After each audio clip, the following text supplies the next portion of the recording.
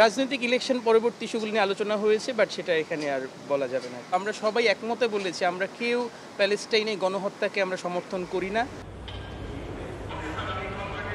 আবারও ঢাকায় যুক্তরাষ্ট্রের দক্ষিণ ও মধ্য এশিয়া বিষয়ক সহকারী পররাষ্ট্রমন্ত্রী ডোনাল্ড লু গত ১৭ মাসের মধ্যে এটি তার তৃতীয় বাংলাদেশ সফর। মঙ্গলবার সকাল 11:15টায় শাহজালাল আন্তর্জাতিক বিমানবন্দরে তাকে স্বাগত জানান পররাষ্ট্র মন্ত্রণালয়ের উত্তর আমেরিকা বিভাগের মহাপরিচালক খন্দকার মাসুদুল আলম। বিমানবন্দর থেকে মার্কিন দূতাবাসে যান লু। সেখানে ঘণ্টাখানেক অবস্থানের পর গুলশানে মার্কিন রাষ্ট্রদূতের বাসায় সুশীল সমাজের প্রতিনিধিদের সঙ্গে বৈঠকে বসেন, যেখানে অংশ নেন ডেইলি স্টারের সম্পাদক মাহফুজ আনাম, শ্রমিক নেতা কল্পনা আক্তার, মানবাধিকার কর্মী নূর খান লিটন ও রানী ইয়ানিয়ান সহ কয়েকজন তরুণ অ্যাক্টিভিস্ট।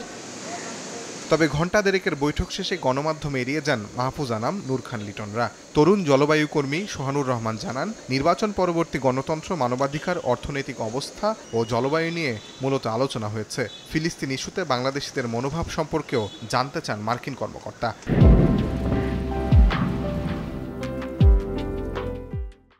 গণতন্ত্র, মানবাধিকার, আদিবাসী মানুষের অধিকার, শ্রমিক এবং এই আলোচনার একটা বড় জায়গা ছিল জলবায়ু পরিবর্তন, এবং ওনার এই মিশনের দুইটা প্রধান জায়গা ছিল, একটা হচ্ছে অর্থনৈতিক সম্পর্ক পুনরুদ্ধার, একটা জলবায়ু সম্পর্কে।